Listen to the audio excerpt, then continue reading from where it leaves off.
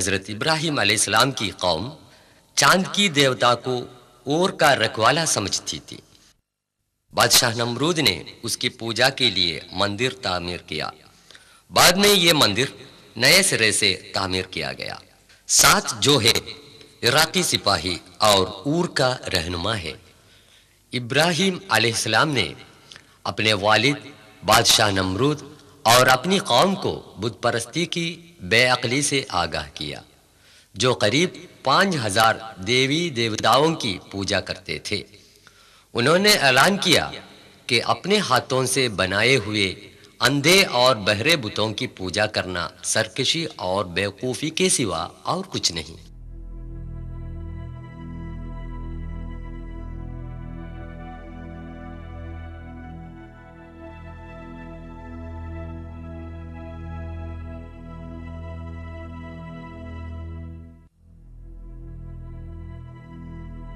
قصر نمرود کی بنیاد تقریباً 38 میٹر لمبے چوڑے اس محل میں کئی کمرے تھے۔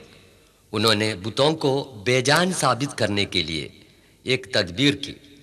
ان بتوں میں سے چندوں کو توڑ پھوڑ کر بڑے بت کے گلے پر کلہاڑی لٹکا دی۔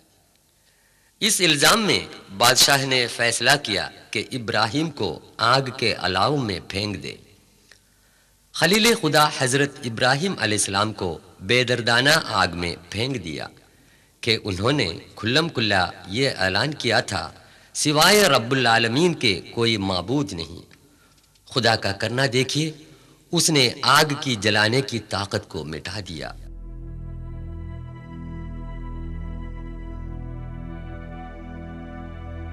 سورہ 21 انبیاء آیت 69 میں خدا فرماتا ہے، قلنا يا نار كوني بردا وسلاما على إبراهيم وأرادوا به كيدا فجعلناهم الأخسرين۔ ہم نے حکم دیا اے آگ تو ابراہیم پر ٹھنڈک اور آرام ہو جا۔ وہ اس کا برا چاہنے لگے، پھر انہی کو ہم نے نقصان میں ڈالا۔ گھر بار چھوڑ کر سخت منزلیں طے کرتے ہوئے حضرت ابراہیم علیہ السلام 1200 سے زائد کلومیٹر دور فلسطین پہنچے۔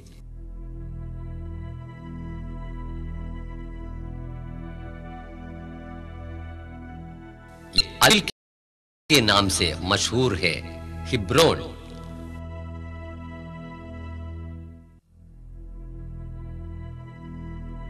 آپ کی قبر اس الخلیل مسجد کے قریب ہے۔ ارشاد الہی کے مطابق پیری میں پیدا ہوئے ننھے بچے اور بیوی ہاجرہ کو 1500 کلومیٹر دور ملک عرب کے سنسان علاقہ مکہ میں چھوڑ کر فلسطین واپس آئے۔ مکہ کی خوش وادی میں پانی کی تلاش میں صفا مروہ کے درمیان بیوی ہاجرہ بھاگی پھری۔ اس واقعے سے عبرت حاصل ہونے کے لیے حج اور عمرے کی سعی میں اسی جگہ لوگ تیزی سے چلتے ہیں۔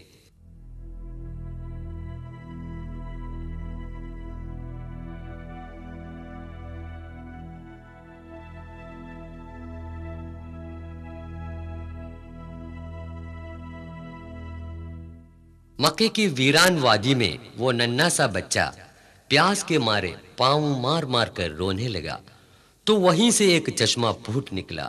یہ ہے آب زمزم، ریگستان کا ایک عجیب و غریب چشمہ جو 4000 سال کے بعد بھی قائم و دائم ہے۔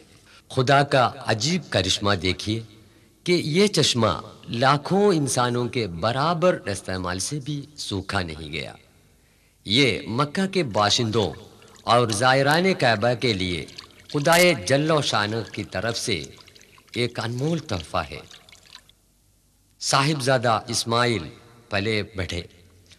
خدا تعالیٰ نے حضرت ابراہیم علیہ السلام کو حکم دیا کہ بیٹے اسماعیل کو ذبح کرے۔ حکم الہی کی تعمیل کے واسطے وہ پھر فلسطین سے مکہ میں آئے۔ باپ بیٹے کو لے کر مینا پہنچا تو ملعون شیطان نے اس مہم سے باز لانے کی کوشش کی۔ اسی جگہ پر ابراہیم علیہ السلام نے شیطان کی طرف پتھر پھینکا تھا۔ حضور اکرم صلی اللہ علیہ وسلم کے حکم کے مطابق فریضہ حج کے موقع پر اسی جگہ پر جب پتھر پھینکتے ہیں تو ساری شیطانی طاقتوں اور برائیوں سے مقابلہ کرنے کا جوش و خروش اور ایمان ہم میں پیدا ہوتا ہے، نہیں تو وہ حج بالکل بے روح بن جاتا ہے۔ اللہ اکبر کے نعرے کے ساتھ پتھر پھینکے جاتے ہیں۔ پتھروں کا ستونوں پر لگنے کی ضرورت نہیں، اس محیطے میں گرنا ہی کافی ہے۔ پتھر پھینکنے سے حاجی لوگ قسم کھاتے ہیں کہ خدا کی مرضی سے بٹ کر اور کچھ نہیں۔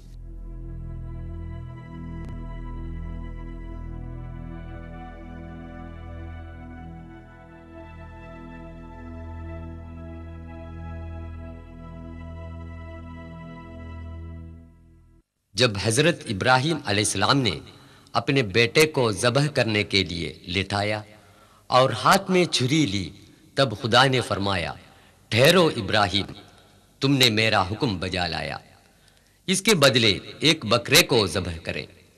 خدا کی راہ میں سب کچھ قربان کرنے کی آمادگی ہی اس کا مقصد ہے۔ جب بیٹا بڑا ہو گیا تو خدا کا حکم ہوا کہ دونوں مل کر پرانی بنیاد پر خانہ کعبہ کی تعمیر کریں۔ مسلمانان عالم کے اس روحانی مرکز کعبہ شریف کا طواف کرنا حج اور عمرہ میں فرض ہے۔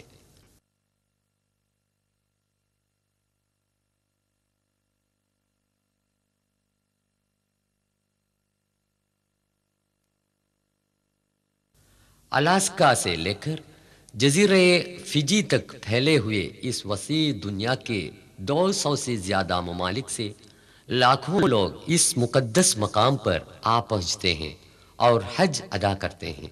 دیس بھیس، رنگ و زبان، حسب و نسب، کسی امتیازات کے بنا مسجد الحرام میں دوش بدوش ہو کر نماز پڑھنے والے حاجی لوگوں کو ہم دیکھ رہے ہیں۔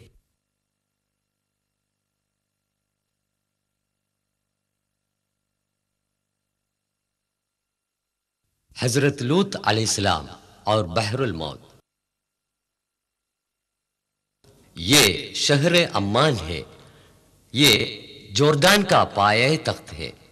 یہاں سے 55 کلومیٹر کے فاصلے پر بحر الموت واقع ہے۔ حضرت ابراہیم علیہ السلام کا بھتیجا لوط علیہ السلام کو فلسطین کے مشرقی علاقوں میں پیغمبر بنا کر بھیجا گیا۔ ان میں سب سے بڑا شہر سدوم تھا۔ 4000 سال قبل یہاں کے اکثر لوگ امرت پرست تھے۔ حضرت لوط علیہ السلام نے ان کو نصیحت دی کہ اس بدفعلی سے باز آئیں، مگر وہ باز نہ آئے اور کھلم کھلا گندے کام کرتے رہے۔ وہ لوگوں کو لوٹ مار بھی کرتے تھے۔ انہوں نے خدا سے دعا مانگی کہ ان بدکاروں سے بچائے۔ محض ان کے گھر والے آپ پر ایمان لائے، مگر ان کی بیوی ایمان نہیں لائی۔ وہ لوگ بدفعلی میں ایسے مبتلا تھے کہ فرشتوں کے بھی پیچھے پڑے، جو اس ملک کو نیست و نابود کرنے کے لیے انسان کی صورت میں بھیجے گئے تھے۔ فرشتوں نے حضرت لوط علیہ السلام اور ان کے ساتھیوں سے وطن چھوڑنے کو کہا۔ بعد میں جو واقع ہوا قرآن یوں بیان کرتا ہے، سورہ 11 ہود آیت 82۔ فلما جاء أمرنا جعلنا عاليها سافلها وأمطرنا عليها حجارة من سجيل منضود۔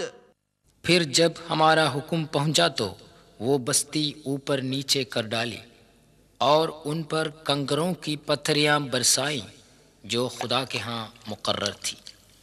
ان بدماش لوگوں کو بات کرنے کے لیے خدا تعالیٰ نے جو کیمیائی بارش برسائی اور زلزلہ پیدا کیا تھا، ان کے نتیجے میں بحر الموت کے نمک کی شرح دیگر سمندروں سے